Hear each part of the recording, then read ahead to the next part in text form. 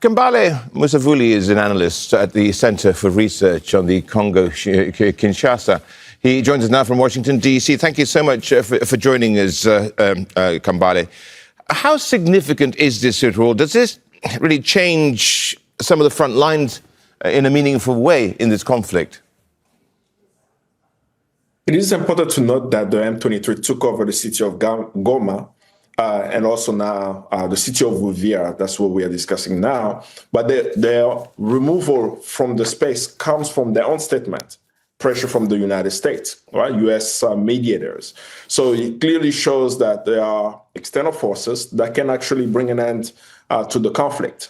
It's not a request from the Congolese government for them to leave the city. It's a request from the U.S. mediators, according to the M23. So when we hear that, from our perspective, my concern is always the impact of the presence in Uvira from now to the moment they're leaving the city. You know, we've had people who have been killed.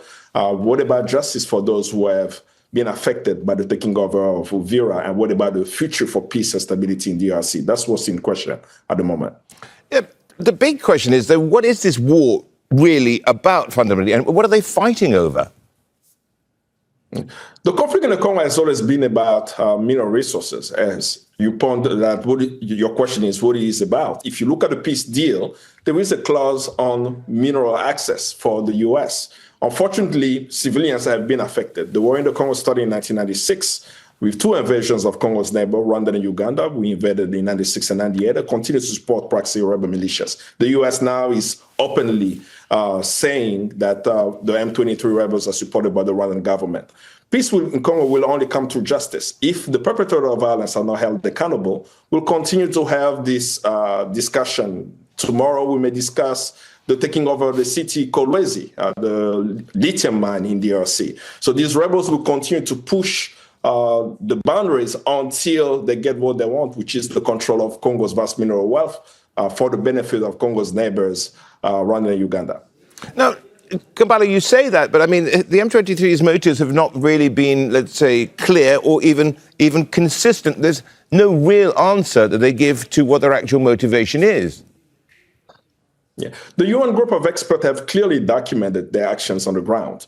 If you note, for example, the taking over of the North Kivu province, we will see that the M23, while they took over the city of Goma and other towns, they found their way into the mine, the Rubaya mine, the largest cotton mine in the world.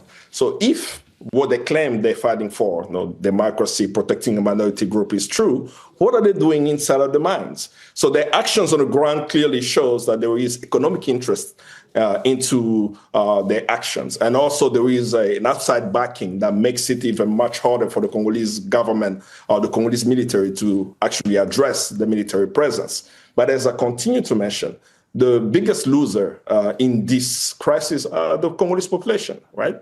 We have over 6 million who have died in this conflict, and there is still no accountability for the crimes. The end of the culture of impunity that has raged in the Congo for the past 29 years is what we need to see happen. If we don't hold them accountable, I mean, the M23 just took over the city of Uvira and they're leaving because U.S. mediators have asked them to leave. That's not accountability, right? There should be much more stronger diplomacy, and there are mechanisms for that. There are sanctions that can be implemented from the U.S.'s Public Law 109456 at the international level. There are other stronger diplomacy that can be held. We can't just look at what's happening in the Congo as business as usual. They take over a town and they leave and there is no accountability. So our call is for accountability, end of the culture of impunity in DRC, and justice for the victims of the conflict in DRC.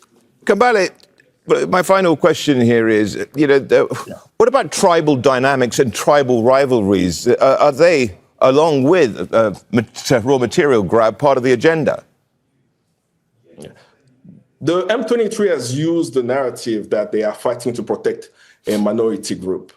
If we look at the area where they control, we have hundreds of communities, hundreds of tribes there, right? They can't claim this is the case. Also, if I have to mention a name, the Banyabulenge community, which they have mentioned multiple times in their actions, just put out a statement a few days ago against actually Paul Kagame Rwanda, saying that they have never given him permission authorization to interfere in Congo's politics.